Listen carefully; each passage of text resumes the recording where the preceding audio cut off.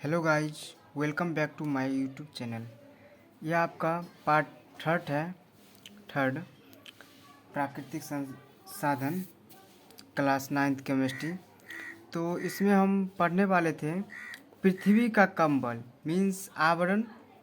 कंबल मीन्स क्या? आवरण, ठीक है। वायु के कारण सूर्य की किरणें आंशिक रूप से क्या वायु के कारण सूर्य की किरणें आंशिक रूप से पृथ्वी पर पहुंच जाती है, क्योंकि इनमें कुछ किरणें वायु या बादल द्वारा परावर्तित हो जाती है तथा कुछ किरणें वायु या बादल द्वारा अवशोषित हो जाती है। यदि वायु नहीं रहती तो पृथ्वी तल का ताप बहुत उच्च हो जाता, जिससे पृथ्वी तल पर जनजीवन क्या होता? असंभव हो जाता। नंबर 2 पॉइंट है वायुमंडल के ऊपरी भाग में उपस्थित ओजोन की परत सूर्य से आने वाली पराबैंगनी किरणों को अवशोषित कर लेती है, जिनसे यह किरणों का कुप्रभाव पृथ्वी तल पर रहने वाले जीवों पर नहीं पड़ता है। तीसरा पॉइंट है रात के समय। कब? तो रात के समय कार्बन डाइऑक्साइड पृथ्वी से ऊष्मा को पृथ्वी के वायुमंडल के बाहर जाने से रोकती है, जिससे रात में पृथ्वी का ताप बहुत कम नहीं हो पाता। यदि वायु में कार्बन डाइऑक्साइड गैस नहीं रहती तो रातें असामान्य रूप से ठंडी हो जाती। क्यों ठंडी हो जाती? क्योंकि कार्बन डाइऑक्साइड गैस गर्म होती है ना। तो अगर कार्बन डाइऑक्साइड गैस नहीं होगी तो रात क्या होगी? काफ़ी ठंडी हो जाएगी और पृथ्वी पर जीवों का अस्तित्व कठिन हो जाएगा, यानी जीवन समाप्त हो जाएगा, यह भी कह सकते हैं हम। नेक्स्ट पॉइंट है प्रतिदिन असंख्य उल्काएं जो हैं वायुमंडल में प्रवेश करते, जिन्हें रात में स्पष्ट रूप से देख सकते हैं हम, ठीक। इसमें क्या होता है? अधिकांश उल्काएं वायु के घर्षण से वायु के फ्रिक्शन से जलकर नष्ट हो जाती। अगर ऐसा नहीं होता तो ये उल्काएं पृथ्वी पर जनजीवन को तबाह कर देती। अब है वायु प्रदूषण, ये मीन्स एयर पोल्यूशन हम इसको बोल सकते हैं।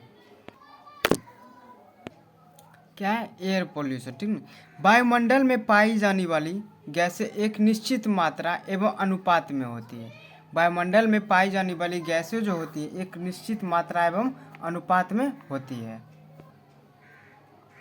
वायुमंडल यह गैसों की निश्चित मात्रा एवं अनुपात में वृद्धि या कमी होने पर वायु प्रदूषण की समस्या उत्पन्न होती है। कई वर्षों से वायु की गुणवत्ता में कमी आई है। इसके लिए यातायात और औद्योगिकीकरण में वृद्धि को ही वायु प्रदूषण का मुख्य कारण बताया गया है। यानी वायु प्रदूषण का मुख्य कारण क्या है? तो यातायात और औद्योगिकीकरण में वृद्धि, इसका क्या है? वायु प्रदूषण का मुख्य कारण है क्या? यातायात और औद्योगिकीकरण में वृद्धि। अब वाहनों के द्वारा वायु प्रदूषण क्या है? वाहनों के द्वारा वायु पोल्यूशन। वाहनों से फैलने वाले धुएं में अनेक घातक रसायन पाए जाते हैं। इसमें धूल एवं मिट्टी के अलावा कार्बन मोनोऑक्साइड, अर्धजलीय हाइड्रोकार्बन, नाइट्रोजन के विभिन्न ऑक्साइड, सल्फर डाइऑक्साइड और सीसा, लेड, यह सब इंग्लिश में कहते हैं लेड, ठीक ना। ये सब जो है इसके मुख्य हैं।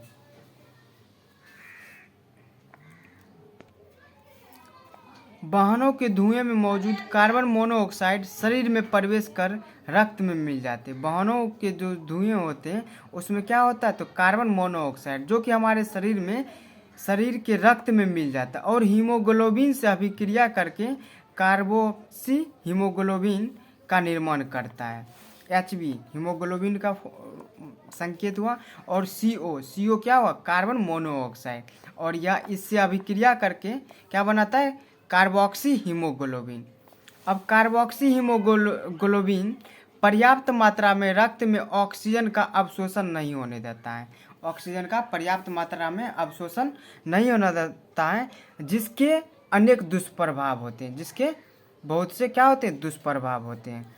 नाइट्रोजन ऑक्साइड पेड़ पौधे को नुकसान पहुंचाता है। सल्फर डाइऑक्साइड दमा और सांस में गतिरोध उत्पन्न कर अनेक रोगों को जन्म देते हैं। ये सब जो है क्या करते हैं?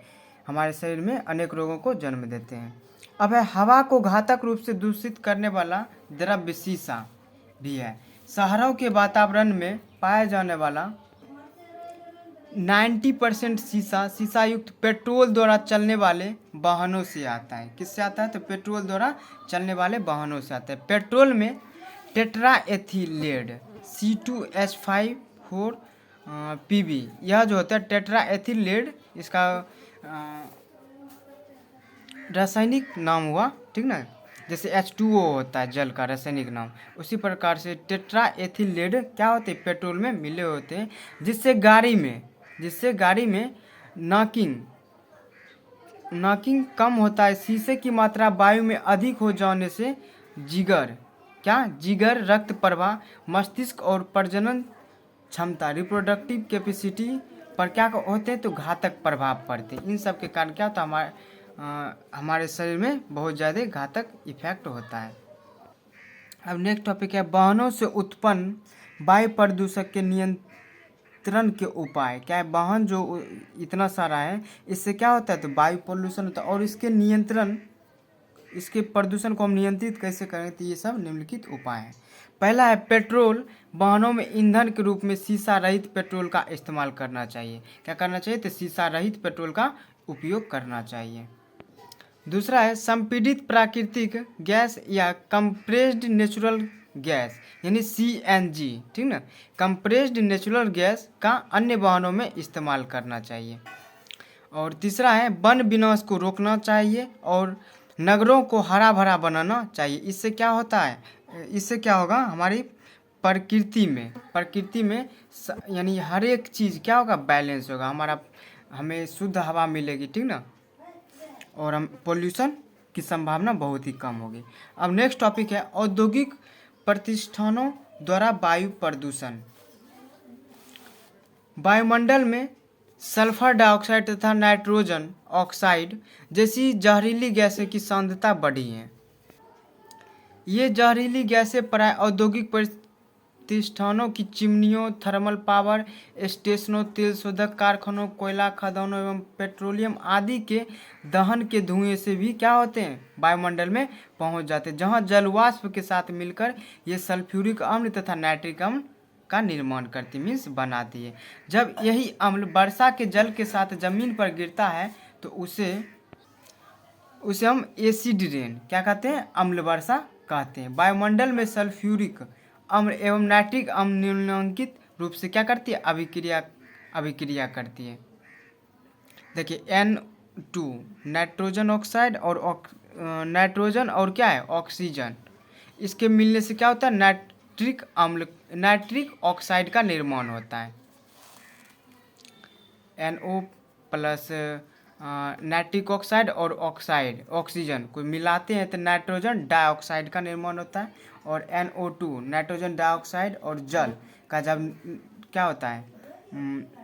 संयोग होता है, मतलब मिलता है, तो HNO2 मीन्स नाइट्रिक ऑक्साइड और नाइट्रिक अम्ल HNO3 नाइट्रिक अम्ल का निर्माण होता है। और जब सल्फर ऑक्साइड से मिलता है तो क्या होता है? सल्फर डाइऑक्साइड का निर्माण होता है। और सल्फर डाइऑक्साइड प्लस ऑक्सीजन को संयोग करते हैं तो SO3 सल्फर ट्राइऑक्साइड का निर्माण होता है। SO3 सल्फर ट्राइऑक्साइड और जल का जब निर्माण होता है तो क्या बनता है? सल्फ्यूरिक अम्ल मीन्स H2SO4 का निर्माण होता है। अब है अम्ल वर्षा के प्रभाव। क्या है? अम्ल वर्षा के प्रभाव।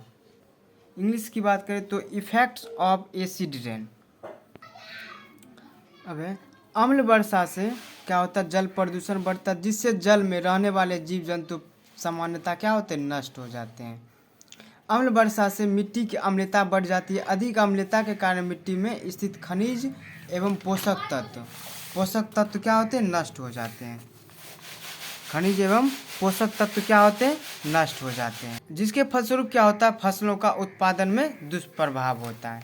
और अम्ल वर्षा के कारण भवनों और स्मारकों की क्षति होती है। मथुरा स्थित तेल शोधनशाला से निकली सल्फर डाइऑक्साइड गैस के कारण ताजमहल दिन प्रतिदिन अपना सौंदर्य को क्या कर रहा है? खोते जा रहा है। और संगमरमर की दीवारें पीली होती जा रही है। अब है अम्ल वर्षा की रोकथाम के उपाय।